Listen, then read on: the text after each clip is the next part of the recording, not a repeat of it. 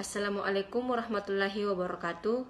Yang terhormat Bapak Dr. Muhammad Rais MP selaku dosen pembimbing pada mata kuliah Psikologi Pendidikan serta teman saya yang saya banggakan. Puji syukur marilah kita panjatkan kehadirat Allah Subhanahu wa taala dan sholawat serta salam tak lupa kita curahkan kepada baginda Rasulullah Muhammad sallallahu alaihi wasallam. Izinkan saya memperkenalkan diri. Nama saya Nurfadila Istiqamah dari kelompok 2 selaku moderator dan pemateri. Dan teman saya Ashahra Kusumanin Tias, Muhammad Iksan Laudin, Gibran Sadik Sudarmin, Rahmat Aji Hidayat, dan Muhammad Rusdiaman. Yang pertama, sejarah pemrosesan informasi.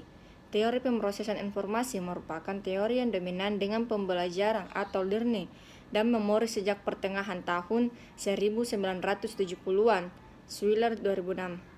Selain itu, penelitian tentang memori pada manusia membantu teori belajar dalam menggambarkan proses bagaimana mengingat atau melupakan informasi.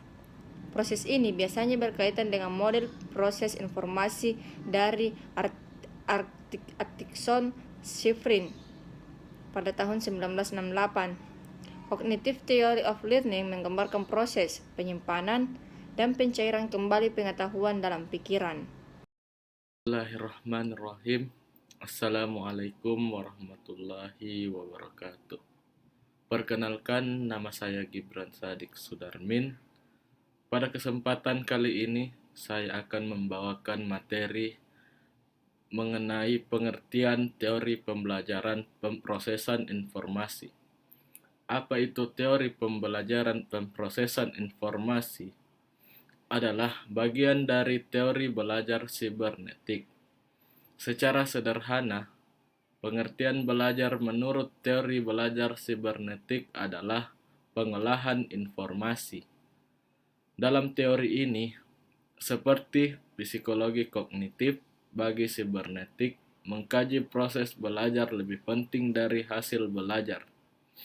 Namun, yang lebih penting dari kajian proses belajar itu sendiri adalah sistem informasi. Sistem informasi inilah yang pada akhirnya akan menentukan proses belajar. Mungkin itu saja dari saya. Sekian. Wassalamualaikum warahmatullahi wabarakatuh. Assalamualaikum warahmatullahi wabarakatuh.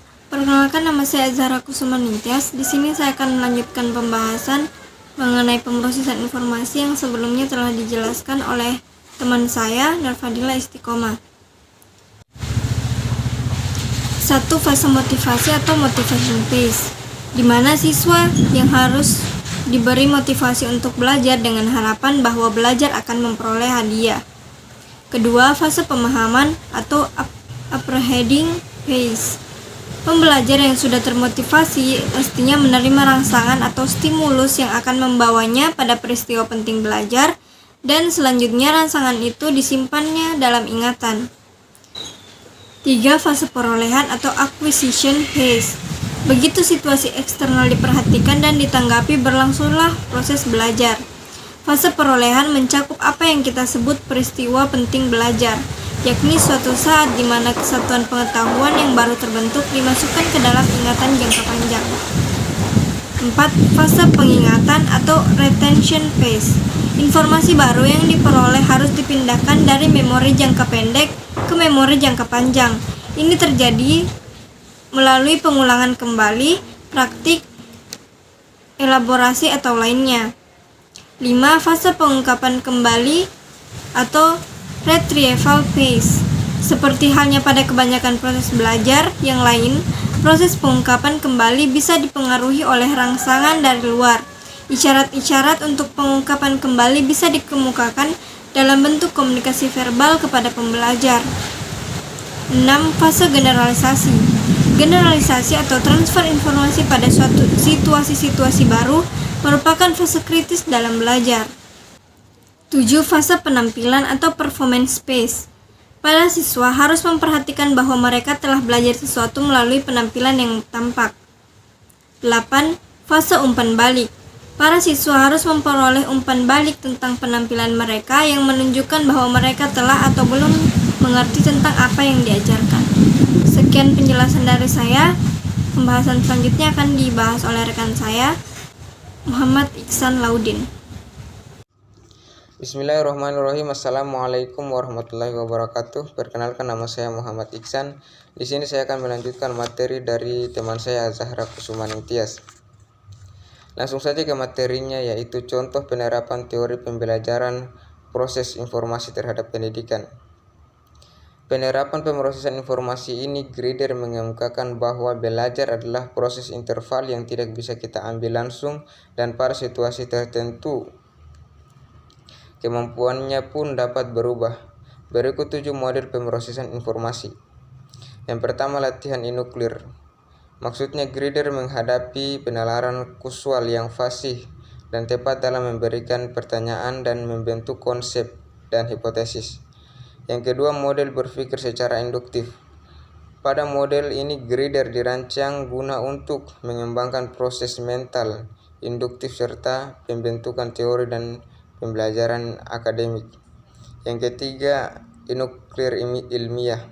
Dirancang guna untuk mengujar sistem pendidikan, juga diharapkan mempunyai efek dalam kawasan-kawasan lain.